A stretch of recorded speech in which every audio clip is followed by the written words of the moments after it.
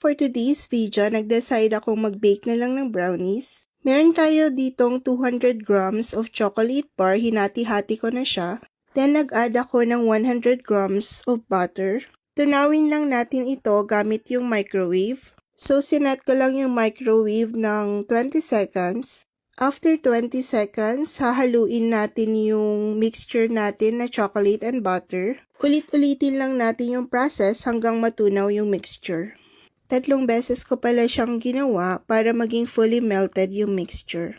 In a separate bowl, maglagay lang tayo ng 1 cup of brown sugar. And then mag-add tayo ng 1 egg. Then stir.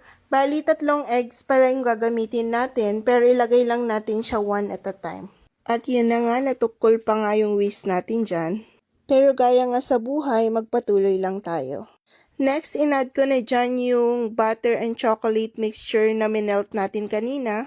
Pagkatapos ay haluin nating mabuti.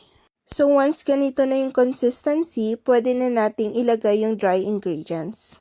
2 dry ingredients lang yung kailangan natin, 1/2 cup of all-purpose flour and 1/4 cup of cocoa powder.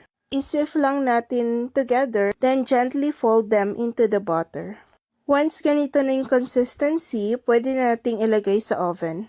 Na-preheat ko na pala yung oven kanina. Bale, nilagyan ko ng parchment paper yung grease pan. Tapos binuhos ko na yung mixture natin sa 7x7 square pan. Nakaset pala yung oven sa 180 degrees. So, i-bake lang natin siya for 30 minutes. So, ito po yung view natin. Ito po yung backyard namin. Pagkatapos ko pong ilagay yung butter mixture natin sa oven, nag-decide po akong pumunta sa likod. Marami po pala tayong tanim na prutas dito sa likod. Meron tayong bayabas na guwapol. So nilalagyan ni mama ng plastic para hindi magkaroon ng uod. So ang dami na naman ngang bagong sibol na bunga. So itong bayabas nga na ito ay hindi napapagod. Sana all. Sana all, hindi napapagod mangmahal, char. Meron din pala tayong rambutan dito na pahinog pa lang. Sana nga wag umulan at kung uulan man, sana wag masyadong malakas para hindi malaglag at masira yung mga bunga. Tapos meron din tayong pomelo dito or lukban, kaso nasugpit. So after 30 minutes, luto na yung binake nating brownies. Sobrang fudgy pala ng brownies recipe na to at napakasarap pa kaya try nyo na rin. Heto pala yung natira para dito sa bahay.